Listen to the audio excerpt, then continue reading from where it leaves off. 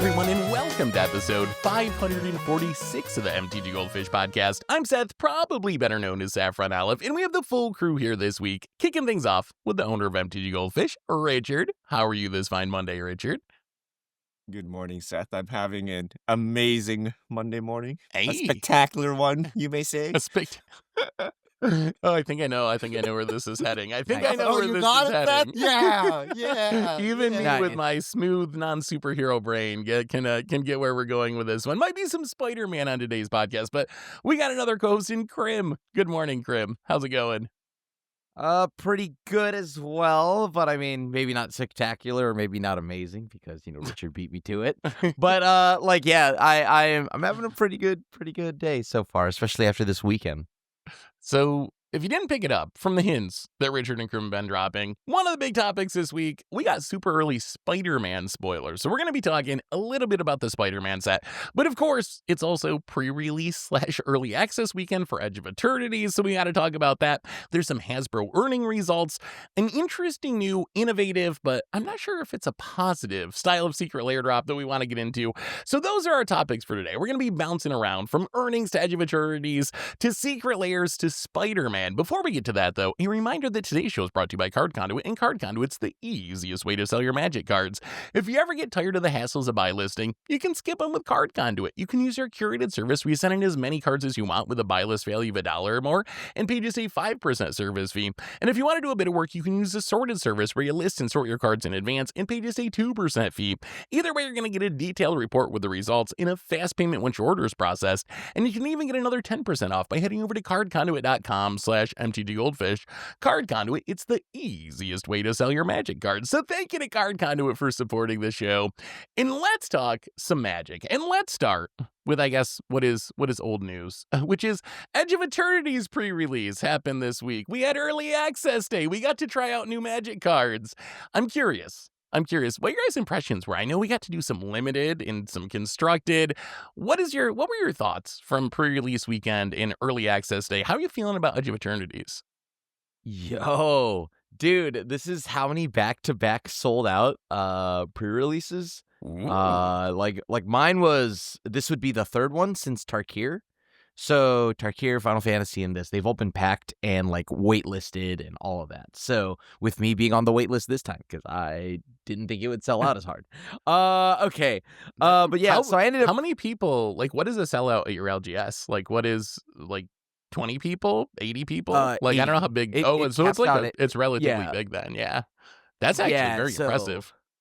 It's 80 not counting the wait list, right? Wow. So, but yeah, like overall, it was like the energy was super high. Everyone was there just jamming and like just hanging out. And I think after playing the games, these mechanics for the set are kind of complicated. Like they add a lot of like depth to the gameplay this time around.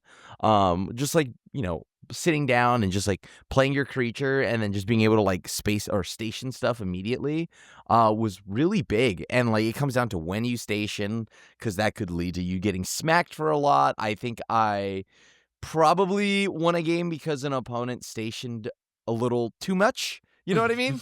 And like it's like, okay, well, I have combat tricks or I have removal, right? Also, removal is aplenty, and I think the counters archetype was absurdly nuts. So yeah, like just 1/1 counters. What do you think of limited, Richard? I know you got a little bit of limited in, right? Yeah, I played early access. I think I got like 5 events in before I got whisked away to look at Spider-Man, because Spider-Man was happening during early access. Okay, whatever. And then I went to pre-release, get a beat on some noobs, because up here I played the format for a full day before anyone has read the cards. So unlike Krim, it was back to normal pre-release at my LGS. So it sold out like exactsies. Like it sold out like at the start time. So like the last person kind of queued in. It was just a normal pre-release as opposed to Final Fantasy where everyone was just going nuts. I've concluded that modern pre-release times need to be updated. So we go back 10 years, right? You finish your deck in like 15 minutes, journal around for 30 minutes in deck building, right? Maybe get a couple matches, like literal matches in before the round starts. nowadays I finish like 2 minutes. 2 minutes before. This is, mind you, after a full day of early access. So I Yeah. know what all the cards do, but it still takes forever to read all the cards, build the things. I don't know how anyone finishes their deck in time. And then we play the matches, and I've concluded no one can play Magic anymore. It is so complicated. People left things on warp forever. Like they played it as the warp cost, and they just and didn't forgot about exile it. Yeah, they forgot it altogether. Void, no one understands. Like, it triggers on your opponent's stuff going away. People forget that. They think your stuff has to die. They also forget that warping turns it on, right? And then spacecraft's incredibly, incredibly complicated. Like Krim said, it's another like fundamental thing that you need to understand now. It feels bad to play summoning sick creature without using it to crew, right? So your sequencing is all different now. People overly crew and like get smacked in the face. I will say that every spacecraft is crewable. Like you look at like Yeah. some like dirtily card that's like 8+, like no problem. It's coming online. Like you need to take spacecraft highly. They're very impactful. Things you think, you're like, oh, I'm throwing away 10 powers. Like, no, actually, you just like warped in the +1/+1 counter guy. He gave you like 8 crew for free this turn. Like, it's coming on, right? So, interesting format. I don't know. I'm kind of over it. I made it a week. I was thinking about it, right? I'm like, remember like Morrow? Like, there was like a question a long time ago, like, why aren't there more like humanoid type new species? And then the answer was something like, well, they're not pleasant to look at. And that's what I was thinking about the whole time. I'm like, this grasshopper guy is just not doing it for me, like, What? like, I'm like, You don't like it's like, biotech it's like kind of like I don't know how to explain it, right? It's like, it's not exactly like gross, like, but it's like, it's like humanoid enough that it gets in that uncanny valley thing. And I'm like, I don't want to be looking at this grasshopper dude like all game, right? And I'm like, I don't know, right? And then I'm like, what's with these jellyfish things? And why are they not artificers? And like, I need to worry about Kamus? Like, what's a Kamu? And I'm like, I don't know, man. Like, just give me some Spider-Man. So I don't know. I didn't really like the space aesthetic, even though like in a vacuum I like space. I like Star Wars, I like all that. But I truly felt we were universes beyond here, right? Like, something was off. It didn't feel fantasy to me. The spaceship, and all that stuff. But mechanically, I think it's interesting, and it's probably going to be one of the most skill intensive formats, ever, right? Because now you got to worry about blocking, attacking, and crewing, and there are random board wipes just to get you in this format, and Dude, removals the of red plenty. uncommon that just exiles artifacts 3 or less. Yeah, I was not ready for all the top tables. It was all board wipe decks. Was it? The singularity thing, the 8 yeah. cost that wipes, the toxic deluge. It's like, it's so hard to play around, right? Because you need to keep spamming the board, but then you need to not get destroyed by the board wipe. So all the top tables were board wipe decks. So it was kind of crazy, but yeah. Interesting. Yeah, it is a very complex set, but I kind of like that. I don't know. I kind of like the complexity and all these little synergies that are kind of like built into it. We'll see. Maybe it's too much. Like maybe it's just over the top. I do think there is a concern of just like how wordy it gets. Like at some point people turn their brains off and don't even bother to play. And maybe, do you think we've talked about Magic getting more casual, right? And how Commander has gotten so big. Do you think that's part of it? Is that as Magic gets more complicated, it's easier just to play Commander because you're playing casually. If you mess up some stuff, no one really cares. Like you don't have to know how everything works because you can have a good time and like play. I don't know. I've been thinking about this because I was teaching my like little nephew how to play, again, reteaching him, and he like played a bounce land and it came into play tapped and he thought it was just a dual land. I was like, maybe that's next. Maybe I'll teach him that next time. We'll ignore that. We're working on some more important You let him stuff. cheat?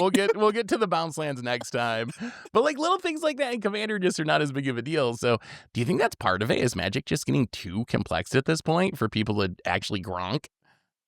I mean, I think that like it depends. Yeah, yes, it is like when it comes to like a sanctioned setting, right? Like, okay, if you more normally play tabletop or just Commander with friends, right, and then you go to like a sanctioned event, it'll feel more complicated because the plays will matter there. But in reality, if it's at a pre-release, I just told all my opponents, like, hey, you probably don't want to do that, right?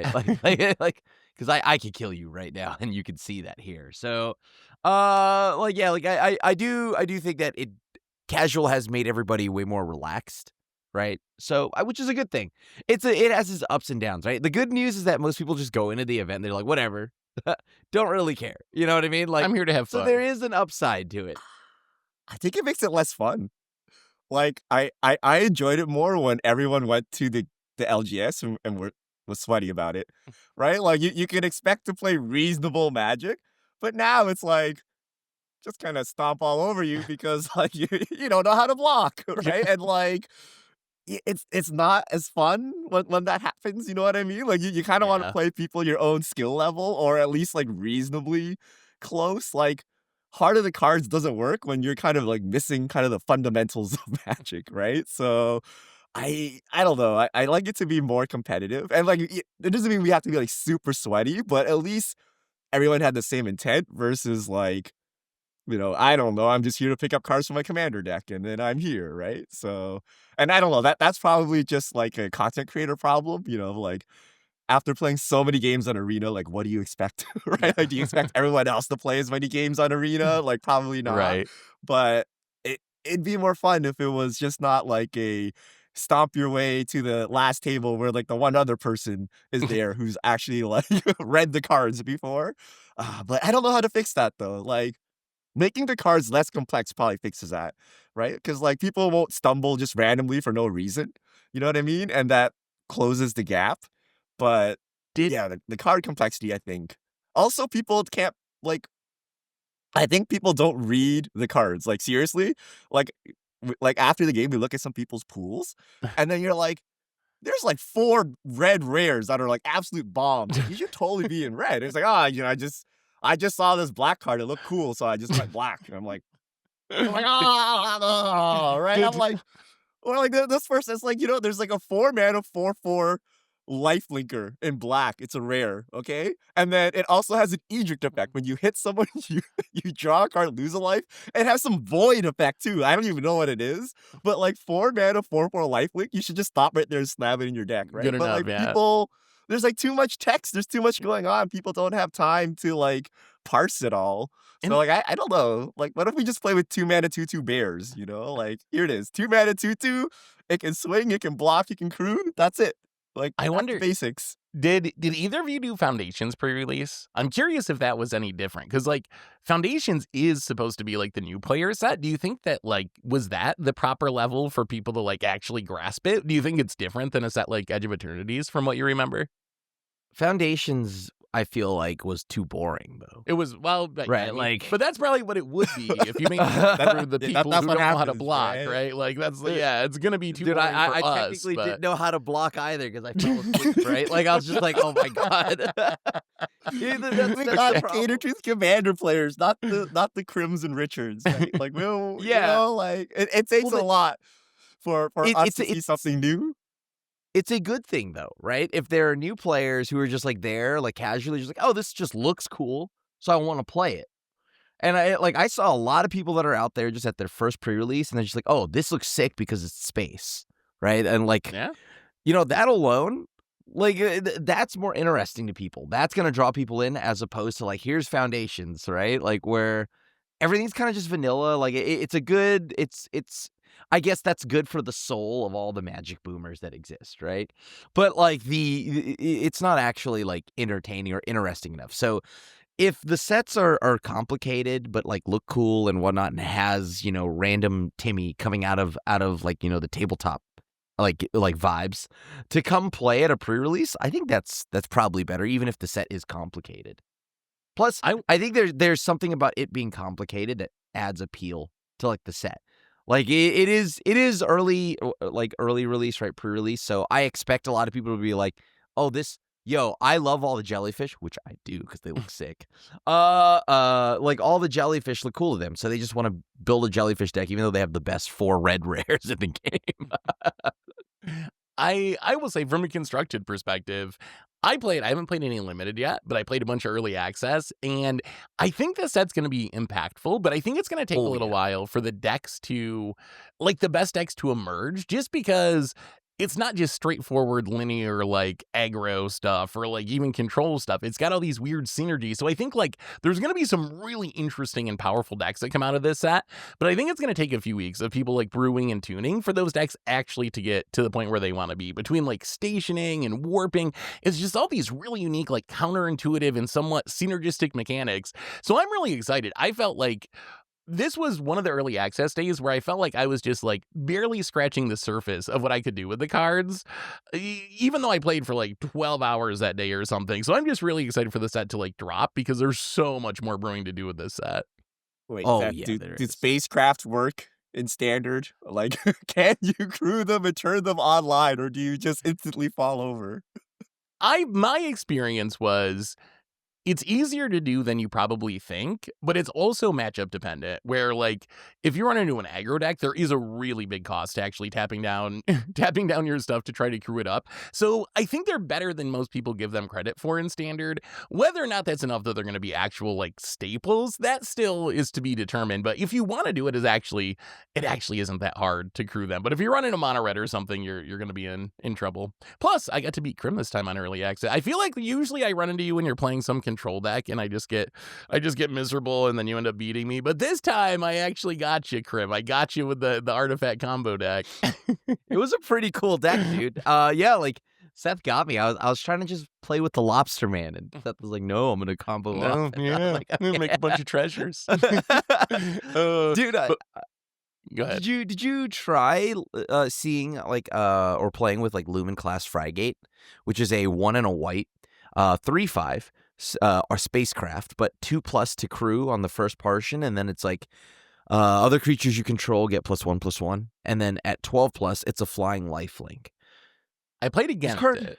I didn't play against it, but I played against it several times. Yeah, and I thought it looked pretty good. So I think the question I have is, do you want an Anthem in your deck? But if you want an Anthem in your deck, I think it's actually a pretty good Anthem. And that was maybe my biggest takeaway with Spacecraft is the ones that turn on easily. There's that whole cycle of like colored Spacecraft that you get to the first mode without tapping that much. I think all of those have a lot of constructed potential. Yeah. What did you think of Lumencrest Frigate or whatever it's called? Yeah, Lumen class Frygate. Well, I'm gonna be honest with you. My Audi and my Innie love a good old That's what I was thinking good old the entire time you guys are talking about this card. I see you, Richard. The gears are turning. Dude, I loved it. I thought it was solid, man. And I think I got to 12+. I thought 12 was kind of crazy of an ask, right? Like I didn't think it'd be this easy. So I felt like this plus Warmaker Gunship entering and dealing damage equal to the artifacts you control to a creature, but having 6+ to get a 4/3 flying, right? Like for 6+ power crewed into it. Dude, the stationing of all of these were super easy. And then I also felt like the planets were very easy, especially the mono black one, because I don't ever really have haste. And like the sacrifice deck just has some good bodies. Like just playing Sephiroth, that's already 3, right? Like that's 3 added into that on the turn it comes down. People forget that Bloodghast exists. So like I was able to just crew again, right? Like there was many ways to get every one of these spacecrafts and like station them enough to where they were online very easily. Which ones are good so far? Warmaker Gunship seems really good. All the colored ones seem really good. And then I think all the planets outside of the red and green. I think the green one right now I just haven't found a reason or really just a deck that wants a home for right? it. Yeah. Yeah, maybe this is something down the line, but like I can say that at least all the other ones, like the white one was solid. The blue one, the black one, the blue one was great because I think I played against CGB and CGB was cooking with a list that like I think he fine-tuned it where I was thinking about it with the Quantum Riddlers, like a lot of the blue-white warp effects, and it's not blue-white control, it's like just blue-white mid-range almost. And yeah, like it got all of those cards online super easily. So Very, very fun. Very fun Yeah. format. Although the amount of times in early access event where I'd play something and just completely pass for getting to station is like, oh my god. Like, I did that a couple times too. It's gonna take a couple. Bear, it's okay, bud. It's okay. It's gonna take a couple of games, I think, to remember the stationing, because it's just not something you're used to doing, like tapping your creatures at sorcery speed. But I think it's gonna play well once everyone gets used to it, and I think that's actually gonna do really well. I'm still very excited for Constructed with this set, but we better move on because we got a lot of topics today. I want to mention this. This just came up today. I'm curious what you guys think of this. So they announced new secret lair drops, and normally we don't really get into secret lair drops because there's so many of them, but these ones are unique enough that I wanted your take on them. So these are new Chaos Vault secret lair drops, and the idea of these secret lair drops is you order one, and you get a Edge of Eternities Commander Precon deck, and you also get 5 cards with Secret Lair art that are supposed to be essentially upgrades to that deck. So you get these 5 fancy cards, so you can get the Commander Precon, toss these cards in as upgrades. They're going for $105 is the non, or $75 is a non-foil price. $105 is the foil price. I'm curious what you guys think of these drops. So on one hand, it's a Secret Lair plus Commander deck.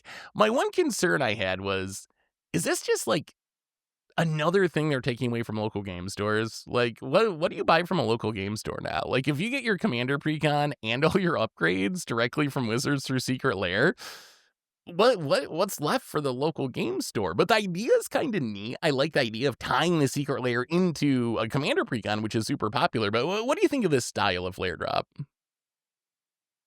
I mean, do you want the Galaxy foil? Like, that's just really what it is. Because, like, you could still buy this and just go out and get everything for, like, Cheaper than you would through the Secret $10 Lair, total. yeah. Right? So this is one of those things where the beauty of Secret Lair, I guess, or, you know, maybe not, what may be reasons why people may not like it, is that some of these are not exactly the biggest ticket reprints.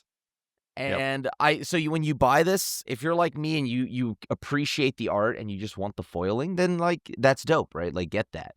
But if you don't really care about it and you actually want to just get in the game and you just want to upgrade it, you could do it for much cheaper, and you could just go to your LGS and get that.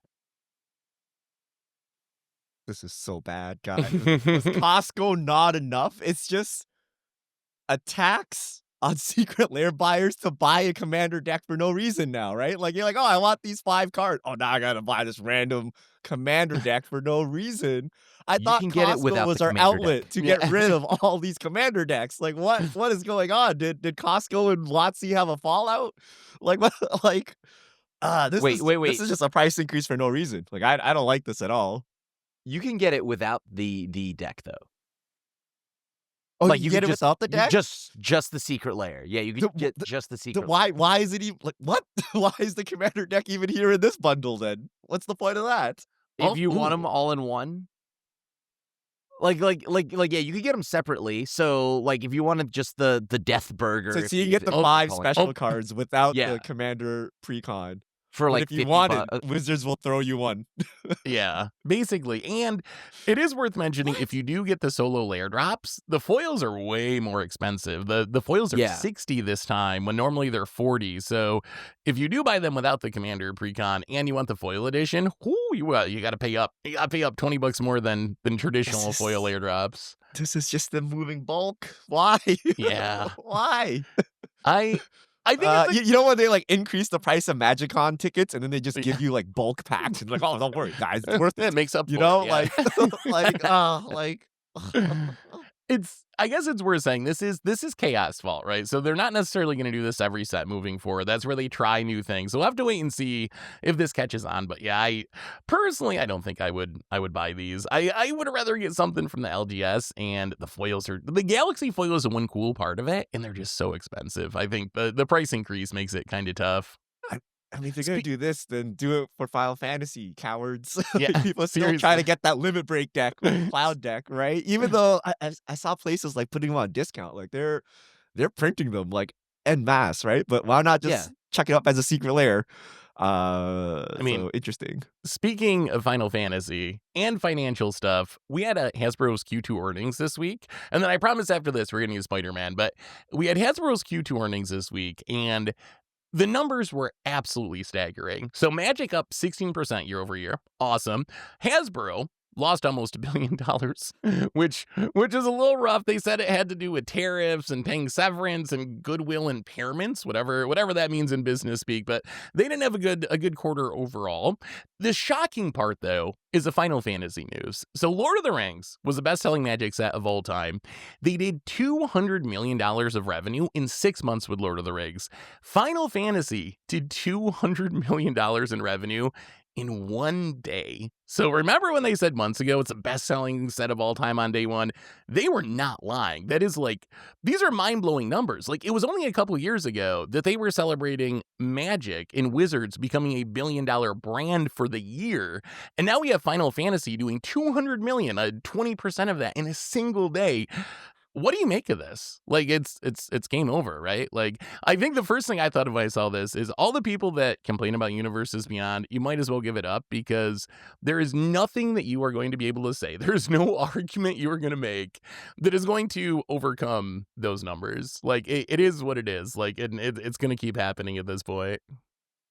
Oh, dude, I can't believe they did that all in a day. And the worst part here is I really hope that they don't expect the same, and that they don't keep trying to do that every time with every new IP. They only want 200 million in day one or bust, right? Yeah, I don't know if that's realistic to do that with every set. They did it.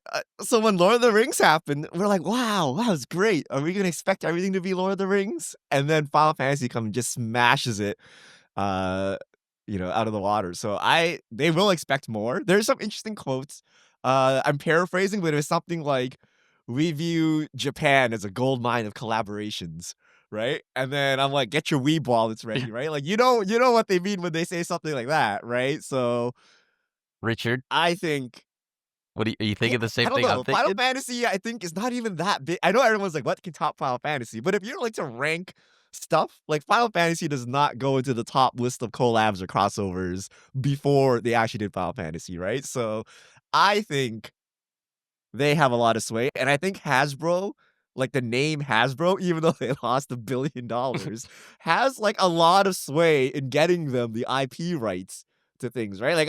I really believe if it was Wizards of the Coast trying to collab with Marvel, nothing would have happened, right? But Hasbro, collabing with Marvel, I think made it happen. So I think with these numbers and with the Hasbro brand, they're gonna keep going forward. It's just what will top Final Fantasy and how fast. But we're reaching gacha numbers, mobile gaming numbers, right? Hundreds of millions in weeks or days. And apparently there's a lot of free money in the world to go pick up. So Wizards is going to keep picking them up, I think. I think this is a good sign for Magic players. And I think most people like Final Fantasy, right? The complaints are around the pricing or the lack of availability. But even Universes Beyond haters kind of seem to not hate it as much.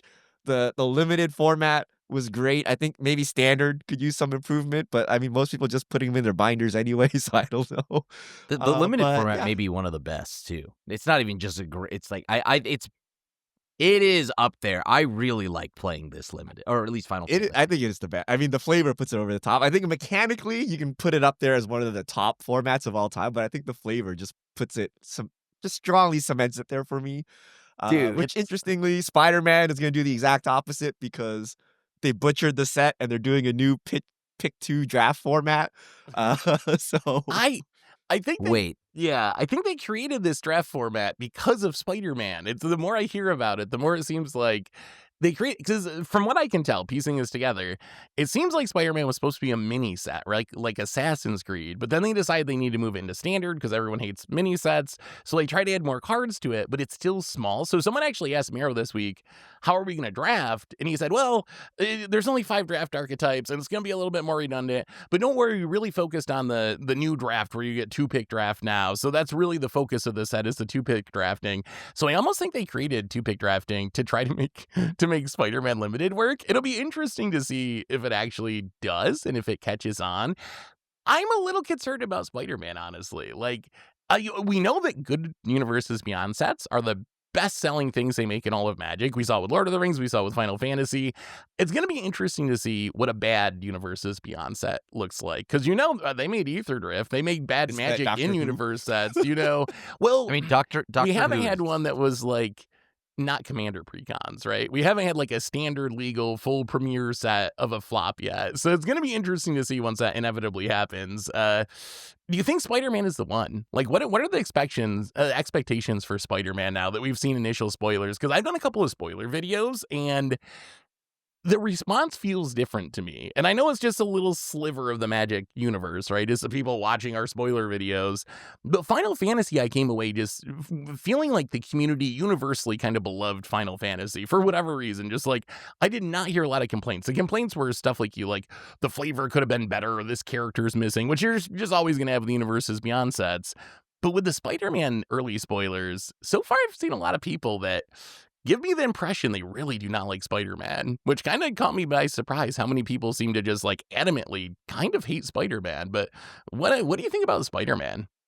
I didn't know. Do you hang out with a guy named J. Jonah Jameson? Because it seems like you just hang out with a bunch of parody accounts. Because he's a menace. I hate Spider-Man. But I genuinely think that, you know what? Like, every one of these sets, I think, are a flop in comparison to Final Fantasy.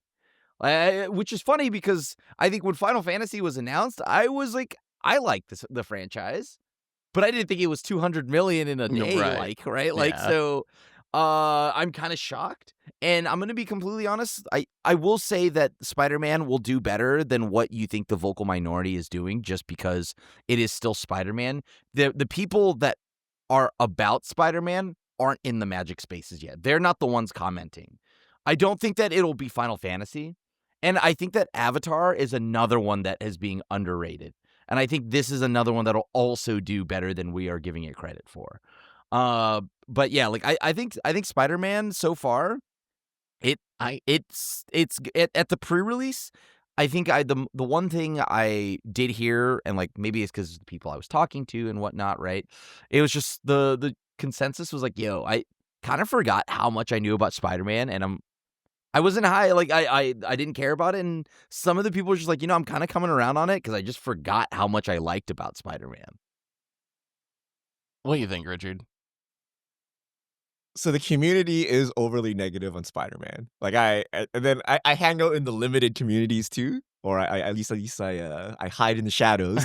And people are like, "Wow, this pick 2 draft, like absolute garbage," right? And it's a 200 card set. However, I will say that before they spoiled any Spider-Man cards, I was very skeptical of Spider-Man. I was like, whatever. Like I actually, Spider-Man's my second most read comic book franchise after X-Men. So I actually like Spider-Man, but I didn't care much for the set. After they revealed the cards, I'm all in. I think the cards actually look sweeter than Final Fantasy. I know, blasphemy, Ooh. right? But they actually have unique frames and card styles that are actually unique to like the comic book world and give you like this vibe, whereas Final Fantasy didn't have that, right? Final Fantasy was just on the backs of the beloved characters. So collecting wise, I think Spider-Man's a banger. I'm gonna collect the cards. The Ooh. play, like nothing can beat Limited. I don't think anything can beat Final Fantasy Limited, especially this scuffed pick 2 drafting. Yeah. Especially that we're getting not Spider-Man on Arena. Like, what are we even gonna be playing? I don't That's even so know. whack. Yeah. Right? But like the cards look so much better. So I actually think collectors will come in, the Pokemon bros will come in and scoop everything up. Everything's gonna be super expensive. And we haven't mentioned it, but sagas are comic book framed, right? Comic strips. Oh, And then there's a new format. I don't know, like the Doc Ock alternate art where they're using like the comic book font. Yep. Right? The cards are all comic book style, obviously. They have original artist covers. So some of the cards are actually like the covers and it's original art. So all of these make for insane collectibles. So I actually think Magic players are gonna be left out. Like the sports card bros and the Pokemon bros gonna come in. People will just buy a Spider-Man to put on their mantle, and call it a day. And small set, unimpactful in standard won't matter because Final Fantasy had literal like 0 impact, and people still bought it out. Having said that, the cards in Spider-Man look incredibly pushed, right? There are a lot of like 2, 3, 4 mana Yep. spells that are designed for standard. So I actually think Spider-Man will make a significant impact in standard, but the card styles go so hard. Like I fail to see how this will fail. Great use of that's words there. fail to see how Dude, how crazy is it to see like Jack Kirby, Steve Ditko credited on the artist section of a Magic card, right? They for example, for those that don't know, Peter Parker and whatever it's one of, I think it's the Amazing Spider-Man that they gave the Yes. cover to, which makes Cover. sense because Amazing Spider-Man 1, it's the original cover, it's on the card. And I don't know, there's something surreal about it, just seeing these artists that I've just like, I straight up go to the Jack Kirby art exhibit, right? Where the museum that pops up whenever it shows up in LA. And I think that is such a cool thing. And to see it now on a Magic card, to see some of the popular moments, like I'm not even the biggest Spider-Man fan. That's so funny to me. I don't even like Spider. I like his villains. I like the world around him. And I'm just like, yo, this is surreal to see. I don't know. I think the comic book covers kind of go hard, right? And then you have like Ultimate Spider-Man, Miles Morales, the cover, like for Ultimate Spider-Man 1, like dude, this is looking good. And also, I never thought I needed Jesper Esping to like make a Venom artwork, but my God, having now seen it, it is god tier. It is so beautiful. And yeah, like the whole world and like I don't know, I am here for it. I just love these cards. I love seeing Bill Sankovich, who I didn't know this. He already did Magic art. Did you know that he did it for Fallen Empires? Wow. But I mean, like, Oh, wow. yeah, everybody. Excuse me for not remembering my Fallen Empire art. You don't remember Fallen Empires? But he's done so much iconic comic work, and then now he's already been in Magic, and then to see, like, like seeing Tyler Walpole do more stuff as well in the Spider-Man set, like, this is kind of just hitting everything for me, and like it's giving me a ear-to-ear smile. Like, this is just exactly what all I could ask for from a Marvel set.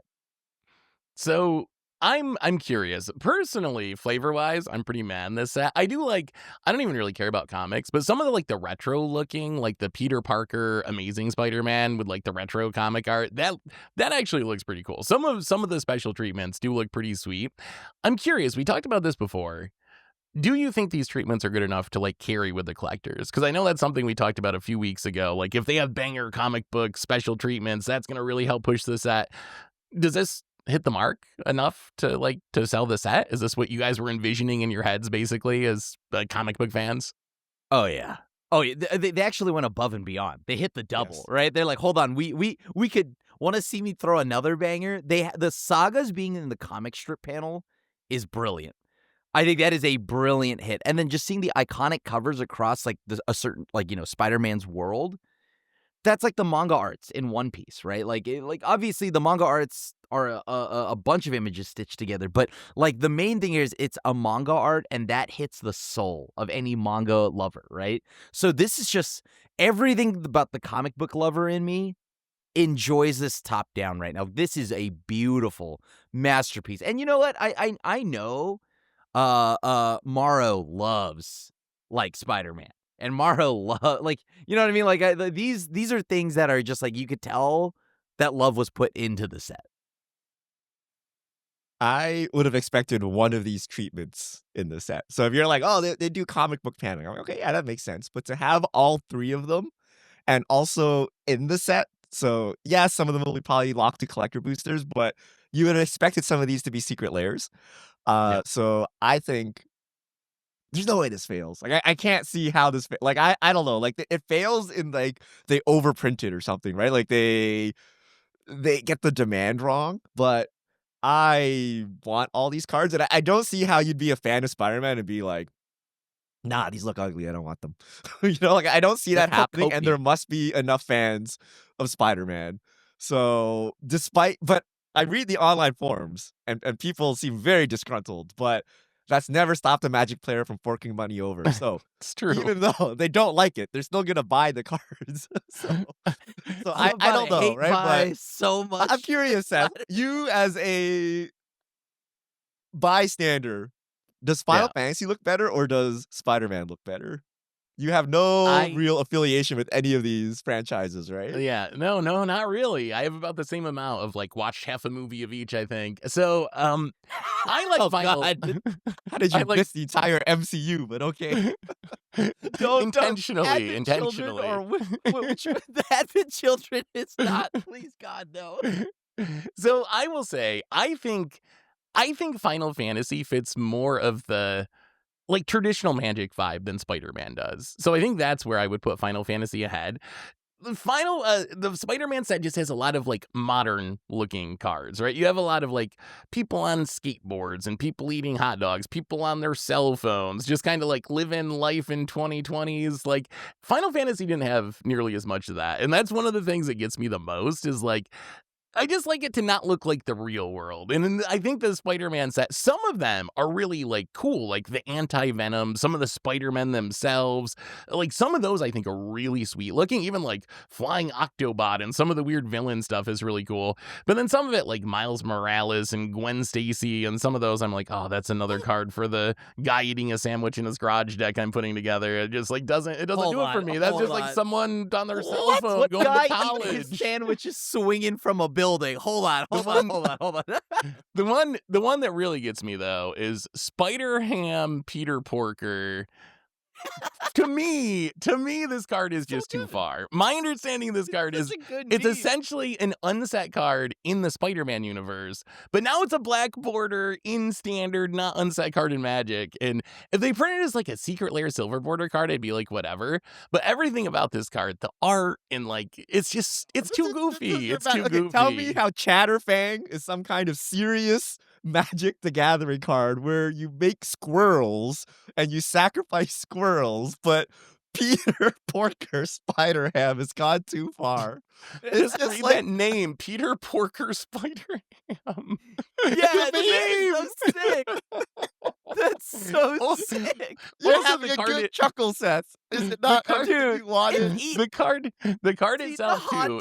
Dude. It's a pig Kind of eating weird when a you pig think about costume that. eating a hot dog and getting yelled at by like a donkey, I guess, in New York City, I assume. But none of that, I guess, matters. The card itself, 2-mana 2/2. When it enters, you make a food token, and then other spiders, boars, bats, birds, bears, cats, dogs, frogs, jackals, lizards, mice, otters, rabbit, raccoons, rats, squirrels, turtles, and wolves you control get +1/+1.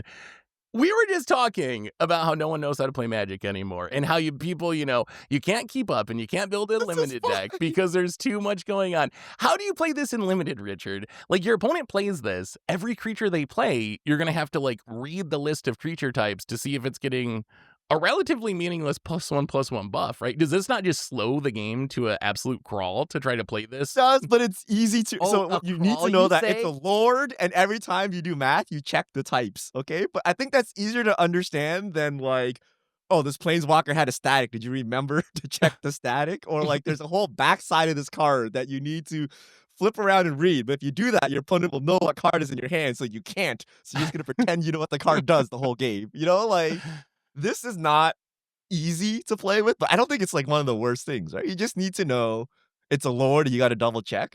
I will say, didn't Bloomborough have cards that reference like 3 or 4 types or something? Yeah. So this is just power creep. 15 or 16, yeah. Okay, so the question is, are there animal types that Peter Porker does not cover that will get you, right? Because in general, you're like, these are all the animal types, right? So if you have an animal type, you got to double check with them. That's not even all the animal types legal and standard, though. Like, it's not anywhere near actually the full list. And that's my biggest gripe with it, honestly. Like, I can deal with a lot of silliness. I always come back to the same thing, right? As long as the game is good, I can put up with a lot of IP silliness. I can even put up with Spider-Ham Peter Porker, even though for me that's pretty across the line as far as silliness. If the game is good, and I feel like this is a design that just makes gameplay worse. If you just say non-human creatures or something, maybe you don't get as much of a chuckle out of it, and maybe the chuckle you is... can't. Why not? Because then you would buff the robots. So? And Peter I care about Porker. gameplay. I care about not Yeah, reading a list of 15 hold on. creatures to play a game of Magic. I just want to play the game. Spider This is Ham unplayable can't anyway. It keep doesn't up with matter. the robots. But I feel, I guess when it comes down to it, I feel like it makes gameplay somewhat worse for a meme. And that's the part I don't like about it. I feel like the joke, haha, we made this funny joke, but I feel like it makes gameplay actively worse. And I don't like that trade-off. But anyway. How do you feel about the new MDFC/DFC cards? If you think this one makes it worse, Yeah, I think those cards are actually. I mean, those are some of the coolest cards in the set. They're 2 cards in one. They're so good, right? Like they have to be so good. Why don't you give us one, Richard, so listeners know what we're talking about? all right, they're complicated. We'll just go with so not Peter Porker, but Peter Parker. Okay, so Peter Parker, a 1 and a white, is a 0/1. When Peter Parker enters, create a 2/1 green spider creature token with reach. 4 Bant, you can transform Peter Parker only as a sorcery. So the backside, it's Amazing Spider-Man 4/4 Vigilance Reach. Each legendary spell you cast that's 1 or more colors has web slinging the Bant colors. So green, white, blue. Web slinging is you can cast a spell for its web slinging cost if you also return a tapped creature you control to its owner's hand. And also the backside has a mana cost, which makes it an MDFC, which means you can cast it directly onto the backside, and it's 4 mana Bant.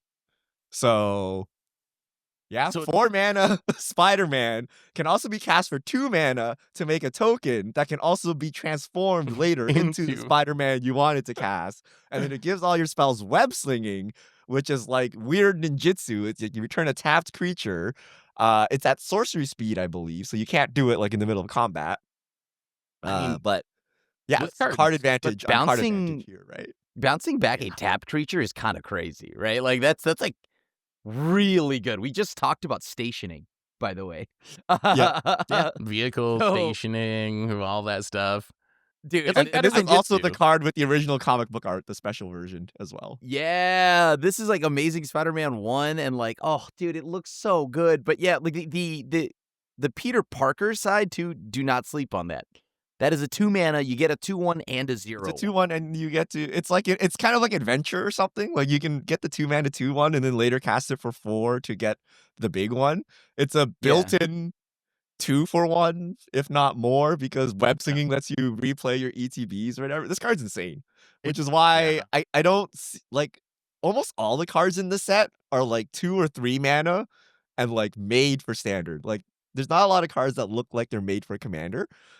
So I'm kind of excited. Like I think Peter Parker and company will have a lot more impact than Final Fantasy in standard. Like it looks like they designed it specifically for standard, whereas Final Fantasy looks like they designed it for Commander. Really, I think that's Don't worry though. Really if you were worried about it being played, I know there's Amazing Spider-Man, but don't forget about Spectacular Spider-Man. Because Spectacular Spider-Man, that one is so good, right? That's literal heroic intervention on a body. 1 and a white, flash 3/2, pay 1, it gains flying, or pay 1, sack it. Creatures you control gain hexproof and indestructible until end of turn. This card is so good. That's one of the better ones. It is one of the better ones for sure. I mean, 3/2 flash is already good stats, and then you get the heroic intervention ability. I think it's definitely really good in Commander. In Standard, I think it's probably playable too. One of the downsides is it is legendary, right? And one of the things I like about these double face cards is they kind of naturally get around the legend rule, because if you had a Peter Parker, you can play Amazing Spider-Man. If you got Amazing Spider-Man, you play Peter Parker. So those ones really get around the legend rule. I think in any sort of like creature beatdown deck, though, like a 3/2 flash for 2 that also can heroic intervention for 1 mana seems kind of insane. It also can give itself flying, right? If you pay a mana, you get flying too, so an even chip in for damage.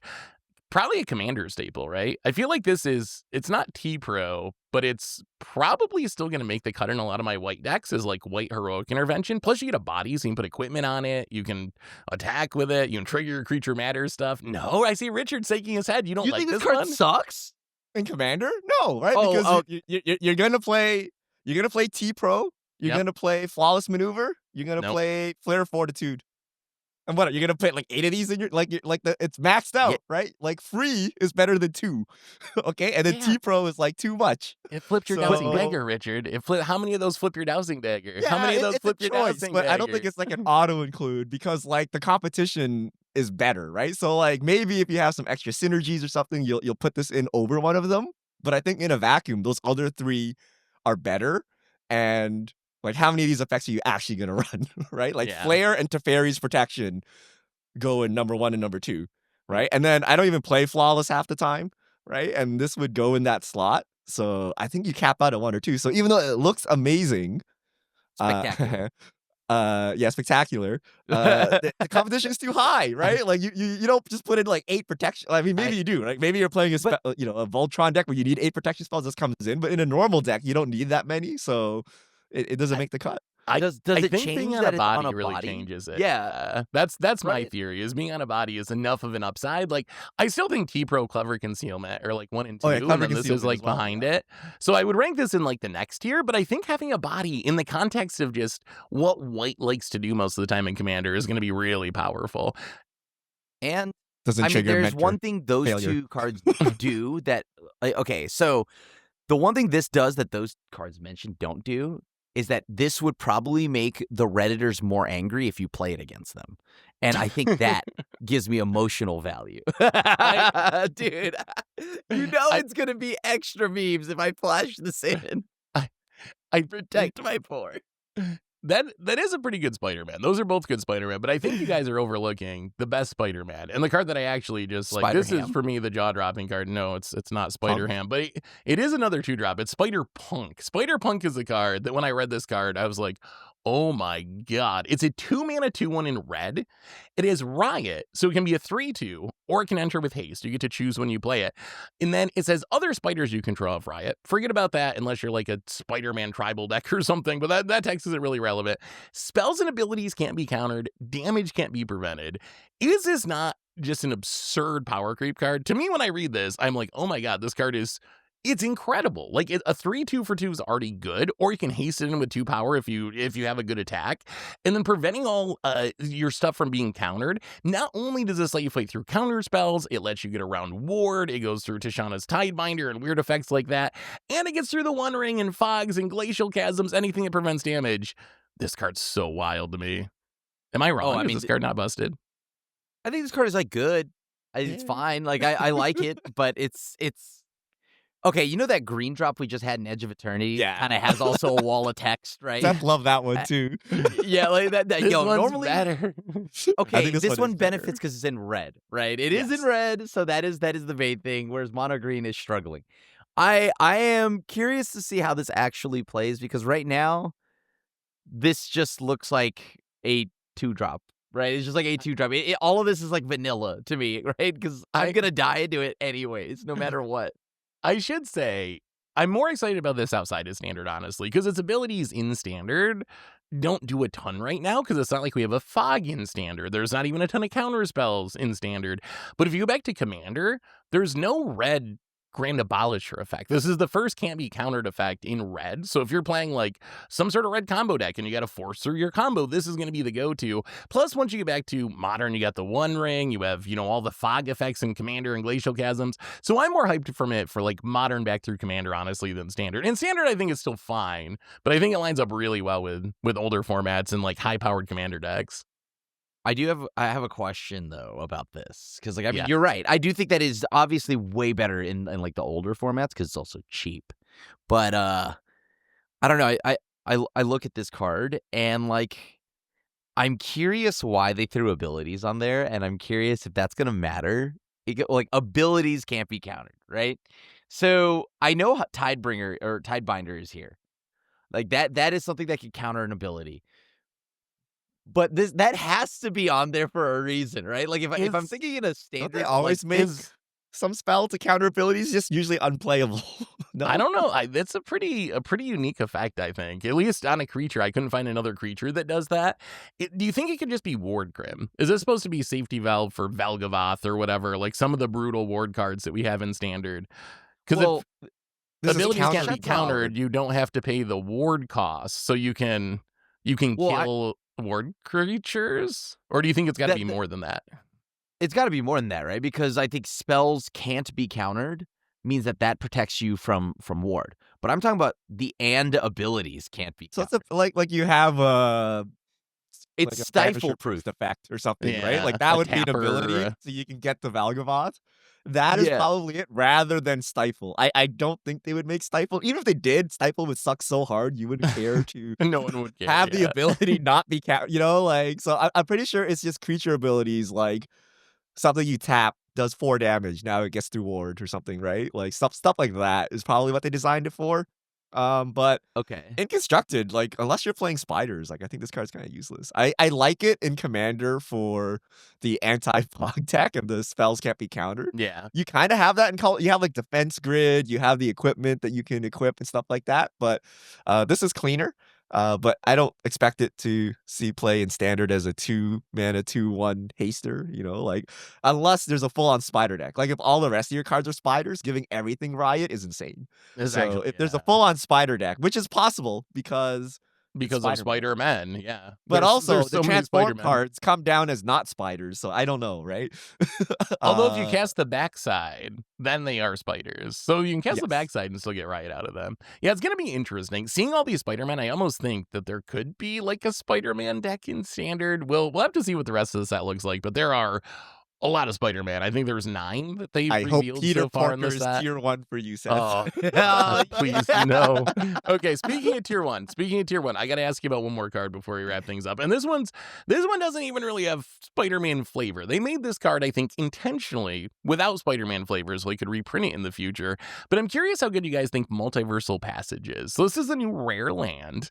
When it enters, you choose a basic land type. You can pay 2 if you don't enter as tapped, and the land is the type. So essentially, it's an island, a forest, a swamp, a plains, whatever you need it to be. It works like a shock land. You have it come into play untapped.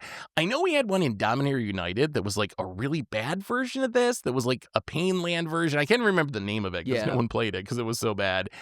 Is this card good, Krim? Like, is this a meaningful piece of standard mana bases once Spider-Man drops? Or is it going to be like the Dominator United one, whose name I can't even remember? It was so bad and no one plays it. Well, that one was terrible because it was also somehow a fast land on top of that. Yeah, it So, had a like, if bunch it of came- restrictions on it, yeah. This removing the tapped clause and turning it and adding the land type is pretty big, right? Because when Tarkir was coming out, the biggest concern was like how aggro can we get in multicolor, right? Does aggro in starting town, you can have a lot of untapped mana on turn 1 in whatever color you want. Yeah, I kind of love that. So I think this is very good. I think this land is like an amazing one. It's not one that like kind of jumps off the page, but when you play this card, I think it'll be way better than whatever that terrible one was from Dominaria United. It kind of helps with the terrible, like, if you wanted to go Mardu aggro, I think you're definitely playing 4 of these for starting towns like you'd mentioned, and you have shocks.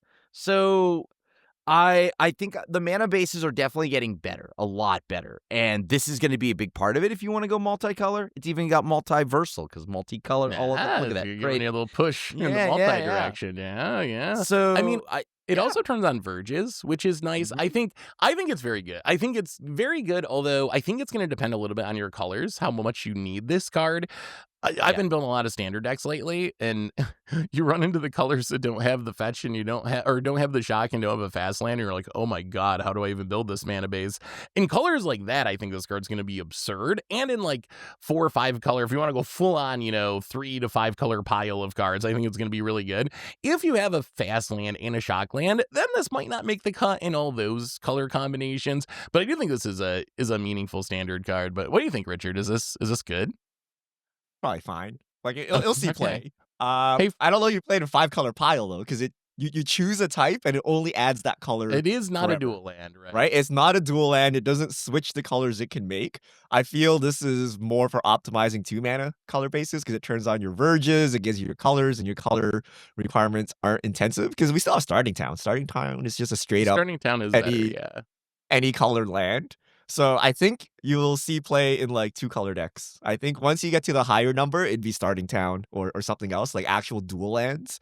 And it also matters like how pip intensive we are. Like all the Spider-Man cards are like 3-color wedges, whatever they are, like Bant, Jeskai, whatever, right? So like the color requirements matter, Queen. right? So having dual lands is kind of where you want to be versus like Multiversal Passage. So it's going to depend on how color intensive, or if we're trying to do triple black with that charm thing we were talking about, right? So Yeah. it's going to depend on what decks are being played, but this will see play somewhere, I think. I'm Dude, glad you brought- Richard. Go ahead.